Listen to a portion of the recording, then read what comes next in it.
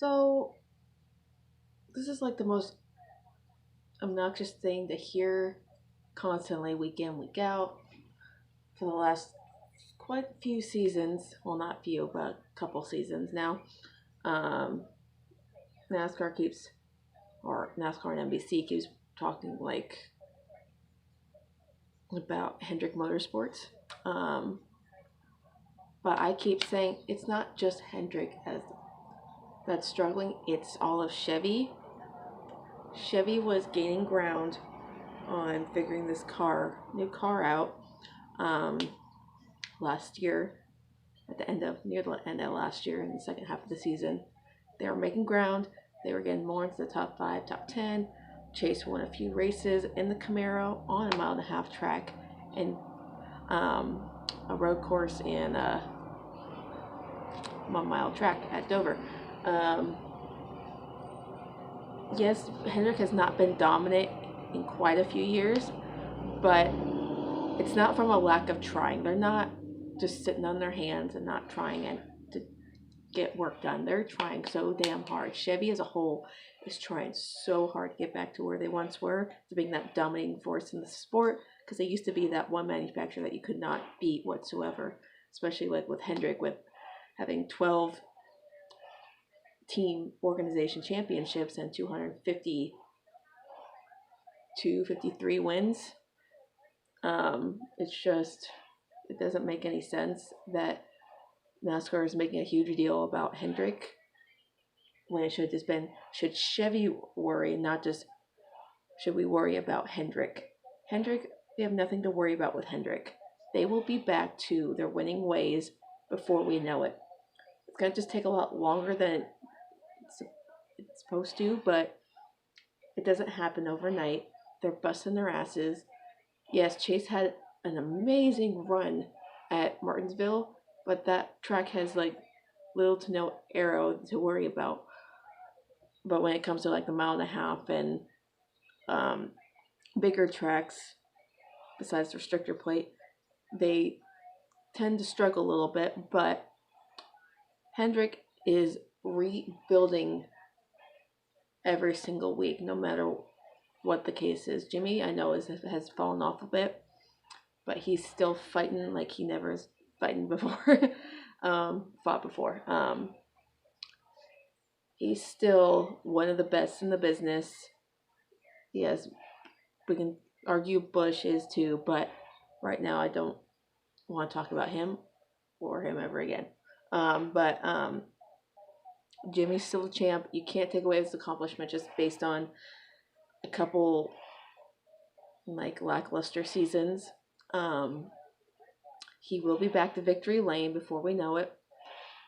All of Hendrick is busting their ass and working hard every single day to get these cars up to where they need to be with the Fords and the Toyotas. But right now the Fords are kind of kicking everyone's ass. So Penske as a whole is kicking everyone's ass.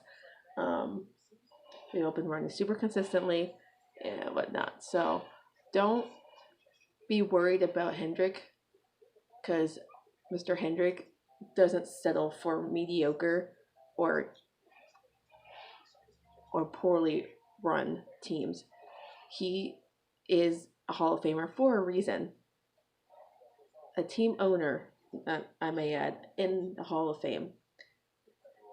He's not there just because of nothing. He has worked so hard from when the team first started till now.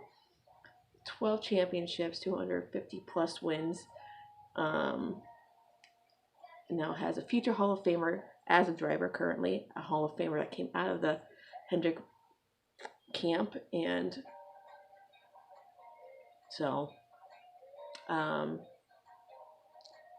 and people are trying to compare them to Roush. I'm like, Roush has so many other damn problems that I wouldn't even compare them to Hendrick, because Hendrick is 10 miles above where Roush is right now. Roush is just a complete mess. But so don't ever compare them to Roush. You're never going to be Roush. Handling 4 cars is much harder than 2, but clearly Roush can't handle 2 cars, let alone won. So, anyway, I would not worry about Hendrick. They'll be fine. They're rebuilding. They've had many changes over the years with retiring drivers, crew chiefs, number swaps, and all that. So, car changes, drivers. So, I wouldn't worry too, like, hardly at all. Chevy as a whole, not just Hendrick, are all rebuilding together. It's not just like one team fixing themselves. It's like the manufacturer as a whole is rebuilding to catch up with Ford and the Toyotas, since the Aero package suits them way better than everyone else. So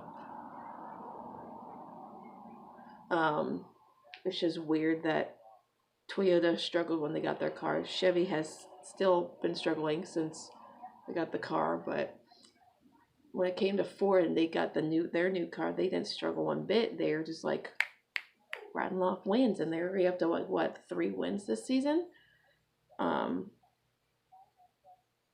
So I don't know.